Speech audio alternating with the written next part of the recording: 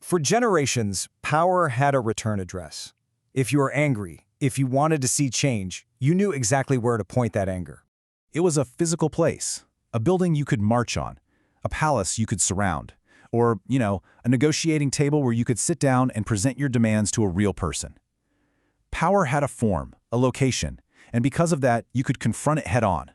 And then 2025 happened, and all of a sudden, that physical target, that return address for all that public anger, it just kind of vanished.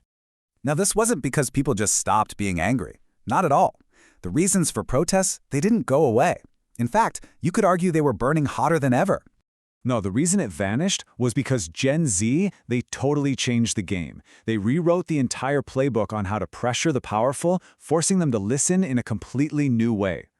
So what does this new playbook look like? Well, the first big change is structural. We're talking about a move away from the old top-down protest model to something way more agile, something we're calling the leaderless uprising. Okay, so think about it like this. The old way of protesting was like a pyramid, right? You had your central leaders at the top, you had organized marches, and a very clear list of demands. You could negotiate with those leaders, or you could arrest them and kind of cut the head off the snake. But this new model, it's not a pyramid, it's a network. It's made up of what you could call decentralized nodes. These are small, independent groups, sometimes just individuals. They coordinate online, and they come together in these digital swarms. And what holds them together isn't a single person, but a really powerful viral idea, a narrative that just spreads like wildfire. And there's a perfect case study that shows just how powerful this can be. We have to look at what went down in Nepal back in the fall of 2025. So on September 8th, you have thousands of young people pouring into the streets of Kathmandu. Now, they were protesting government corruption, but the thing that set it all off was a government ban on social media. I mean, the irony, right? They banned the very tools people were using to organize. And of course, that just threw gasoline on the fire. And make no mistake, the stakes here were incredibly high. This was not some peaceful demonstration. The clashes with security forces got violent, and tragically, at least 19 people lost their lives. This wasn't just a hashtag trending online.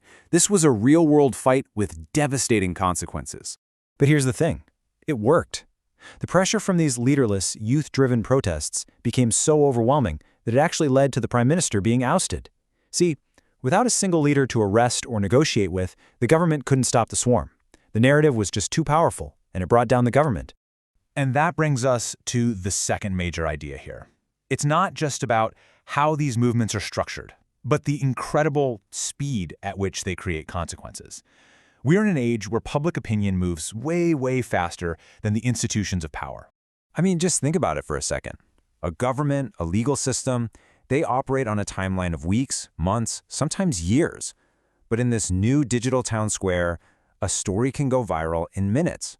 Outrage can build to a fever pitch and demand a verdict long before any official investigation has even had a chance to start.